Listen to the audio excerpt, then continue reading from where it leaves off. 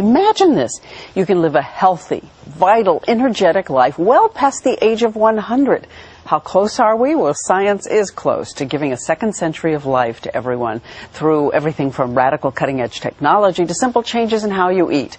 And Dr. Mehmet Oz, the Oprah Show health expert, is going to be doing a full episode with her on this revolutionary topic tomorrow. But he sat with us right here and is giving us a sneak peek. It's a little-known fact that Dr. Mehmet Oz is actually 180 years old, but he is here today to tell us that. Hello. How are you? Okay, let's get started. Are you saying we're actually looking at the possibility that 99 is the new 50? It is a true, and in fact, what we're really talking about is this whole concept of extreme longevity. Okay, what do we know for sure today that we can do? Well, first of all, we know there's a chemical called sirtuin that tells the body to live longer. Then what's the best mechanism? It turns out that if you take rodents and you cut down their caloric intake, it's called calorie restriction, by a third, they'll live a third longer. Imagine that. And humans who are doing calorie restriction, when they're studied, show a rejuvenation of their arteries, of their hearts. They actually begin to behave like they're younger than they really are. Okay, talk to us calories then. What does that mean to cut for a human? How many calories can you have a day and how many should you cut back? Well, most of us can't cut a third of our calories. That's impossible. But the good news is that you can cut 15% of your calories out and you can still get most of the benefits. So I did a little experiment with you, Diane. Yes. Right? As beautiful and as suave and youthful as you are, I figured you're doing something right. So I thought you're probably taking in about 2,000 calories a day. So if I cut 15% of that out, and if you look at the table next to you, this is an example of what calorie restriction would look like for you. So we have without that, without the soda and the donuts. And I point that out because if I add the soda and the donuts, that total table is now 2,000 calories. But just cutting out those two items, which are nutrient empty, calorically rich, will get you to the 1,700 calories. So you've got salmon there, you've got fresh vegetables, you've even got a potato, but there's no cream on it. There's a dessert, a low-fat dessert. Low-fat yogurt, the frozen yogurt. By cutting 15% a day down to 1,700 a day, I could live, we think, an extra 30 years or so. But that same chemical sirtuin can be turned on with other mechanisms. And one of them is one you're going to want to hear about. A lot of folks know that red wine has been purported to be good for you. Well, it turns out that red wine is red because of a chemical in it called resveratrol. And so one of the ways that we think red wines benefit health is by turning on that same anti-aging chemical. Oh, really? But how much? Because we keep hearing the conflicting studies that if you drink more than 7, 8, 9, 10 glasses of wine a week, you're at increased risk for some cancers, women especially. Well, for women, I would not drink more than a glass of wine or any alcohol a day.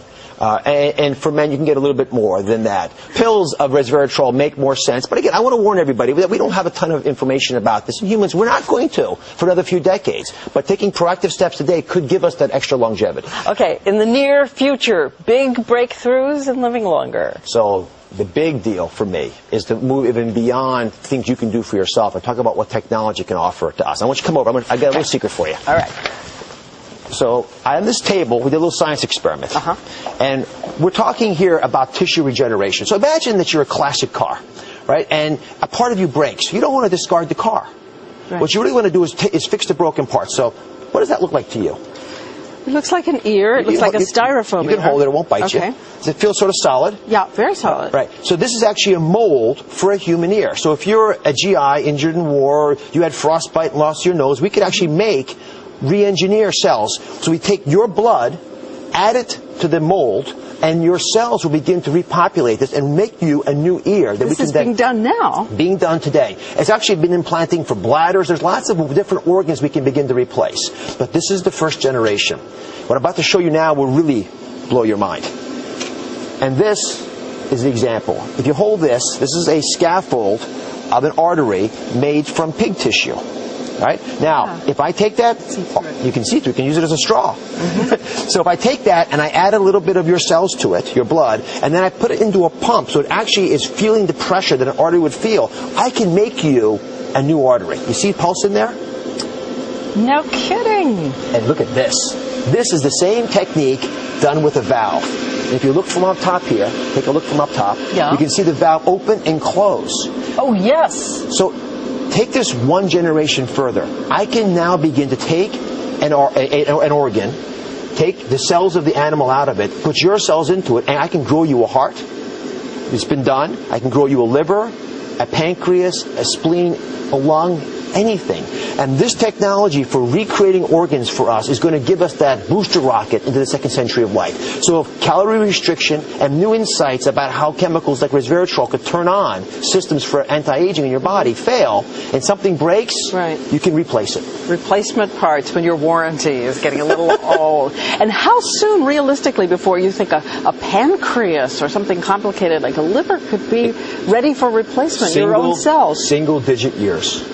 And that's the big breakthrough. It is increasing so rapidly. When I went down to the Wake Forest Regeneration Lab, which is where all this material came from, it absolutely blew my mind. And the other person's mind it blew actually is Oprah's. Yeah, that's a pig heart that with all the cells taken out of it. Exactly. Yes. So you would take that pig heart and inject some of your own cells. Take my blood, spin it down, put the cells into this, baste it in that chamber that we showed in the video, and it will slowly grow your own organ back. That is incredible. Don't y'all think that's incredible? To see her just absolutely as fascinated as I was means that this stuff really can capture our imagination. And where our imagination goes, our science will follow. What about replacing a brain? I'm not kidding. Could you grow a brain? Go with that beautiful new body? You could probably grow parts of the brain. So, for example, we could cure Parkinson's or memory loss or spinal columns. But, Diane, you are who you are. And I don't know if you want to have a new infrastructure for that. You probably want the software that you've accumulated. All right. Well, you're going to do more with Oprah tomorrow. We've got lots of cool stuff. We're going to do hyperbaric oxygen, infrared sauna baths, lots of cool things about extreme longevity. It is here. It is now.